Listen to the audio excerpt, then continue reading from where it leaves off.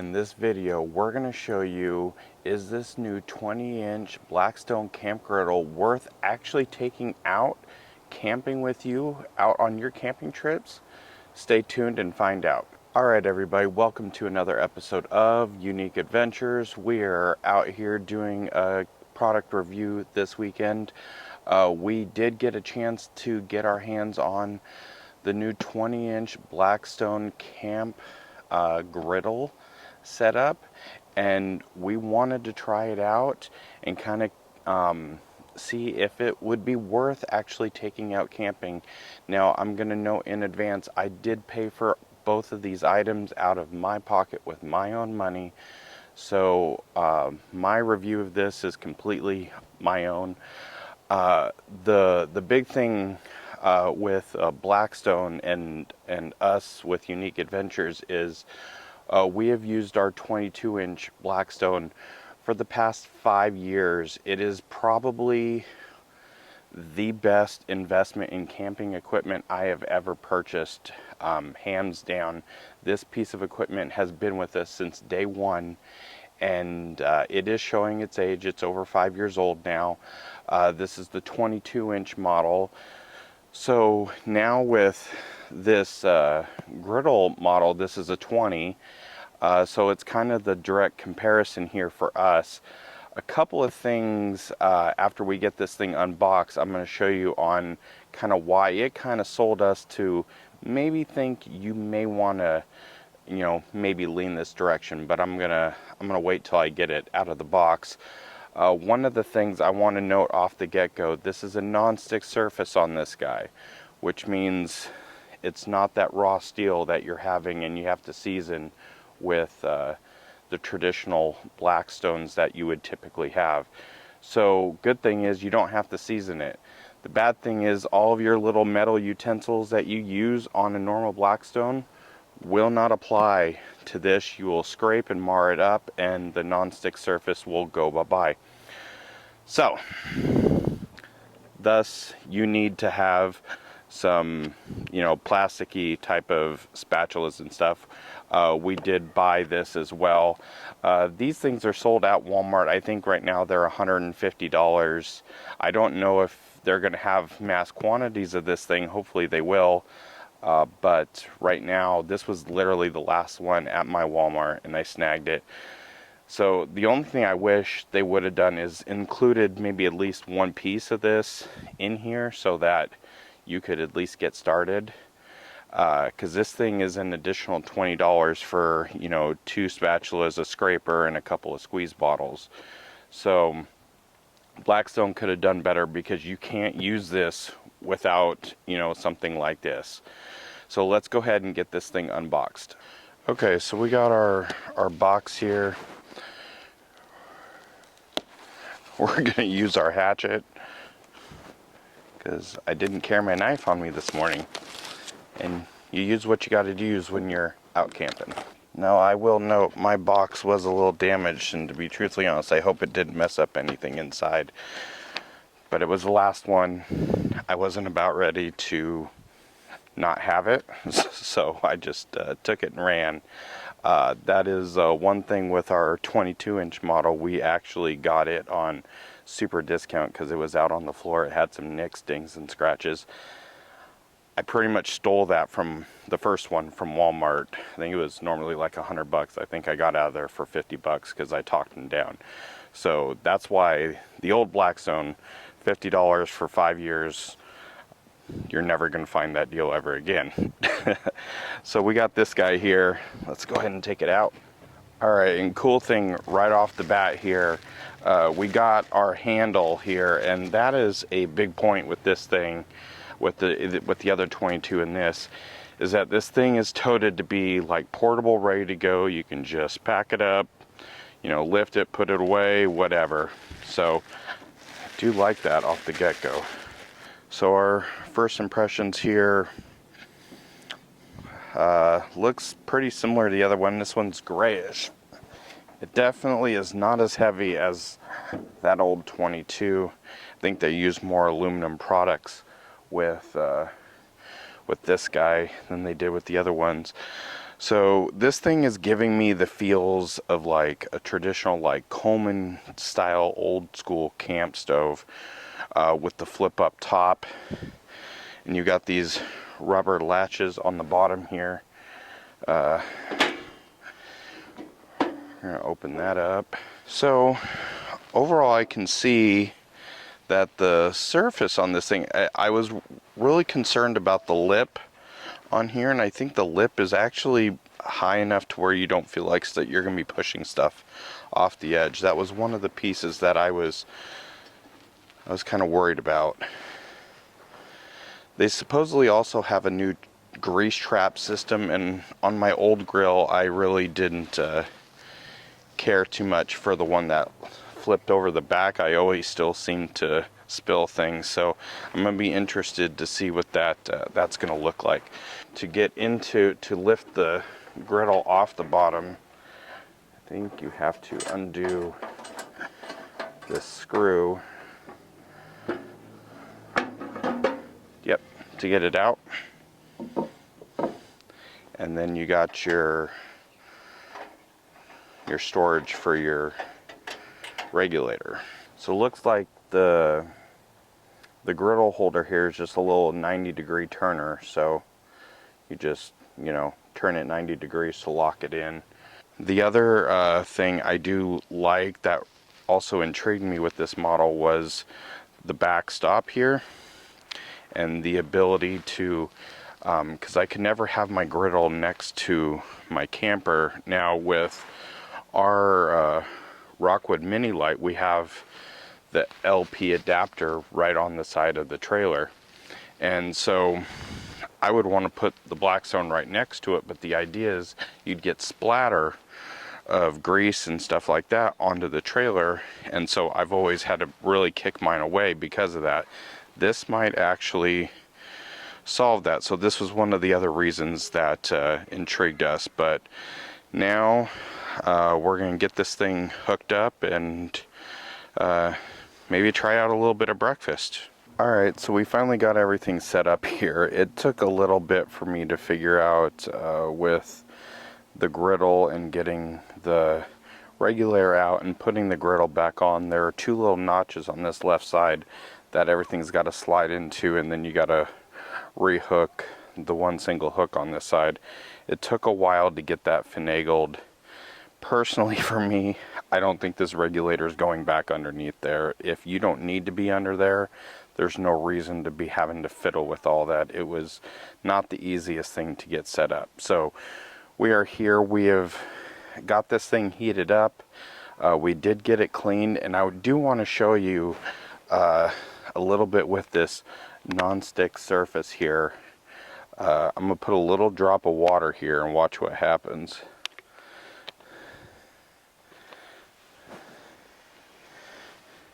I mean, look at that thing travel.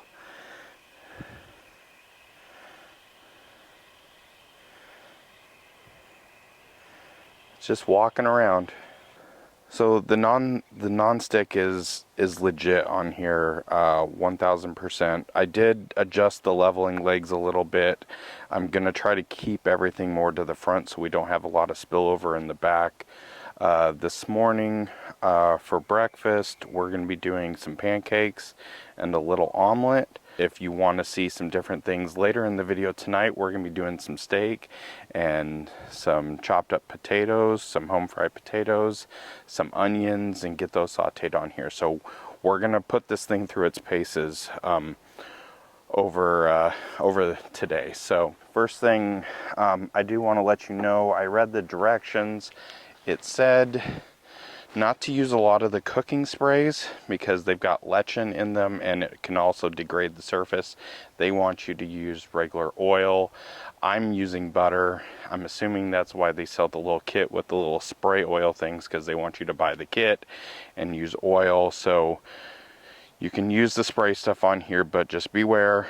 They're telling you it could degrade the surface. So now, do note in advance, I do like my pancakes a little bit lighter. They're not going to be big, monstrous, thick pancakes. Okay, That's probably too much butter, but all right, so we're gonna start over here on the right side. Now I did notice that even on low, this thing gets extremely ripping hot. So I did have to turn the left burner off at first. I have since turned it back on. I know when I cook the eggs, that's going to be a little bit more of a delicate process, and I'm gonna probably try to keep one of these off just to keep the temperature down enough. But I mean, it's looking the part so far. Got two decent sized pancakes going here. Definitely got some non-stick property going down. And some of this with the non-stick, I mean, obviously with, you know, depending on what you're trying to cook, sometimes you want that little bit of crust on there. And maybe this might be where something just doesn't really succeed at getting a good crispy crust, but we'll just have to keep using it for a little bit to see if you can still get some of that crust that you can get on the traditional Blackstone. So this is looking good to probably flip here. I mean, like butter. Got a little bit of that crisp going on there. Man, I love having breakfast while camping. I typically usually eat run and gun at home, but when I'm out camping, we got to hit that breakfast. Hit that thumbs up. Let me know what are your favorite breakfast foods on the Blackstone. What do you guys get down with? We usually do a little bit of everything, but I'm keeping it a little bit simple today. I'm gonna try throwing this pancake down without any butter on it and see what happens.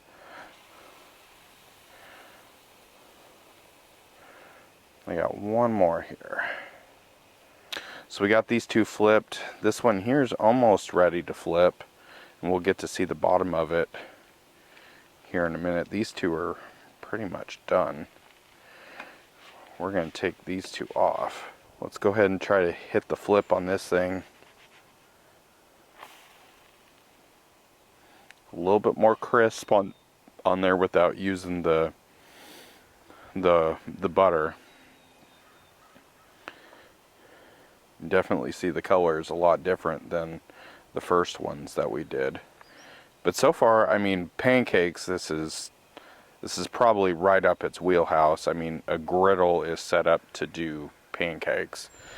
Obviously tonight we'll check it out a little bit more with some steak and some different things and kind of see how that works. I'll be interested in to see like stir fries and things that got like thick, sugary, you know, kind of bases, like, you know, teriyaki short ribs. Like, I know when we make those, everything gets caked. It's quite the process to get it cleaned up. But yeah, that looks pretty good. Light, fluffy, airy pancakes. We're gonna try to clean off this burnt butter here, or at least darkened butter anyway. See how this works.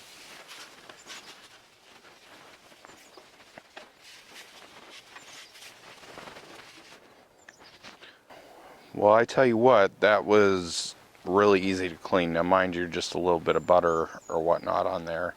Obviously, when we do those thicker, more marinated types of meat and stuff like that, we'll see kind of what that looks like. But it was literally, I took the wet paper towel on there, whooshed it around, and it was done. I've got them both burners on low. We're gonna see how we cook these eggs. Do note we're doing like an omelet style.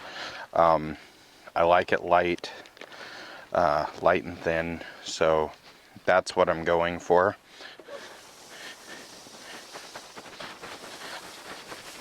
And do note this is a 2-egg omelet, as I've always found that 2 is enough for one person. But that's me. If you like a 3-egg omelet, go ahead and let me know. So here we go.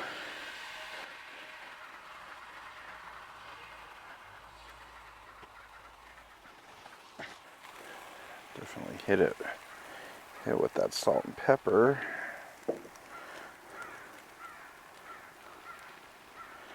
Okay. Alright, it's looking pretty decent. Thinking I should have the temperature up just a little bit higher. I tell you what, it's definitely not sticking. That is for sure. We're going to throw a little cheese on the middle of this.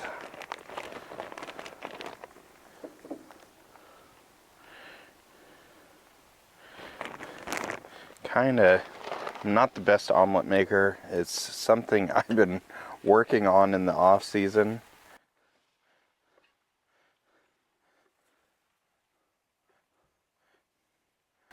But it cooks it pretty fast. I mean, this has only just been a couple of minutes. And look at this thing dance around. Like there's no there is no stick at all on this. But I think that's some of the benefit of something like this over the traditional. If you didn't get a spot seasoned properly, it's gonna stick, and you put butter and oils and stuff, but you're still gonna have some sticky. This just doesn't seem to do it. See if we can flip this. Yeah, look at that. It's a great little omelet right there. I'm not mad at it. So yeah, I mean, looks pretty flawless. We just finished the pancakes. They were great.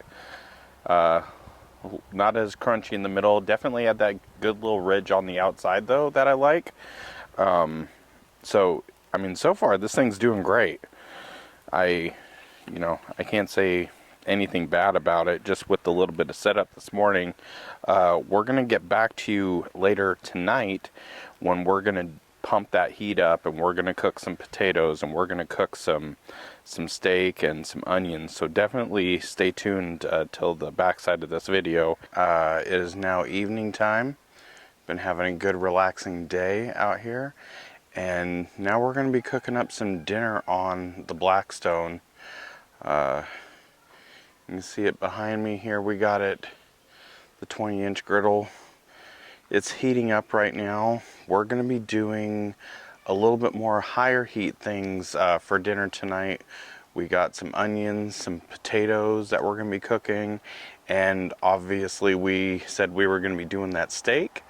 So we're going to get to putting all this stuff on, see how this thing does on the higher heat. I do want to show you a couple of points that I've been fiddling with the Blackstone today. Just wanted to show you a couple of things. Okay, so we got the Blackstone here. Obviously we got the burners here, or the adjustments. You got your igniter here. You do have to ignite each one separately, which is different than other Blackstones. Usually you just hit the one, and if you turn on the gas for the other one, it will come on. But this one, not so much. The lid has been really cool to have today, just in general. Like when we get done cooking on our other Blackstone, we end up usually covering it during the day with our bag, just to make sure that we don't end up with a lot of debris and stuff, like, you know, pine needles, stuff like that, falling on the griddle.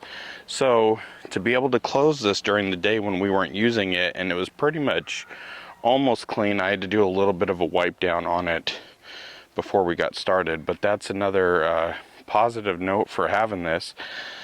The one thing I was having issues with is this little guy right here. Is the hinge for the lid, and trying to get it to close down. It looks like this side had bowed in or something like that at one point, so trying to get it down, I actually had to come back behind here and adjust this rivet just a little bit to push it in to get it to actually articulate back down, because this side was actually bowing out because that wasn't clearing that. It was hitting right on that edge. So hopefully we'll get these couple of kinks figured out, but enough with that talk. Let's go ahead and put some food on the griddle. Alright, so we got our butter here. We could use oil for this. I just don't really feel like using oil today, so you can definitely see we're up a little bit higher than we were this morning. We're going to throw these potatoes on. Woo! I had them soaking in a little bit of water too, so it's probably with some of the excess water there. Looks good. So over on this side, we're going to throw some more butter down. And we're going to put on some onions. A little onion and potato action. If you guys get down on some onion and potatoes, let me know in the comment section. So now we're going to let this thing go for a little while. Full rip, full bore. Everything's on wide open. And we'll keep you in tune with the progress. Alright, so we're back here. You can see our onions are starting to get a little bit of color to them now. Got a little bit of crisp going on there. A little bit of stickage, but not a lot. Like, it's actually doing pretty good. It's about ready to incorporate all this together. I did break down and threw just a little bit of oil on everything. Just seemed like it was drying out with just the butter. So we're gonna incorporate all this together, throw some salt, some pepper on these. So far, I mean, it's looking pretty good. What do you think? These potatoes are almost done. They are looking amazing. Getting a little bit of texture to them, but not burning at all, even with it on high heat. And the heat's definitely ripping. That is for sure. We're gonna throw down a little bit of butter. That butter's almost blackening up the second I put it on here. We're gonna throw on our steak. A little ribeye action. We're gonna let this go here for a couple minutes, but everything's looking good so far, except for me not using unsalted butter. So we'll keep you posted. Okay, so we've gone here a couple minutes here. Our potatoes are still looking amazing. We got our steak starting to cook. We're gonna give this thing a flip here because I think this other side's looking in pretty good shape, but we'll get to see it here. Woo! Look at that.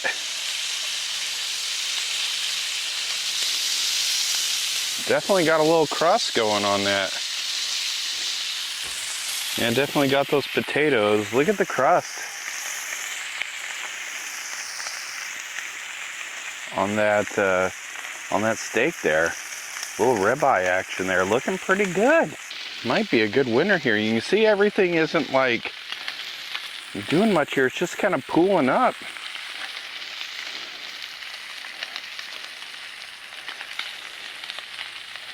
A little bit different of an experience from the traditional Blackstone, but we're gonna get back to you here in a couple minutes.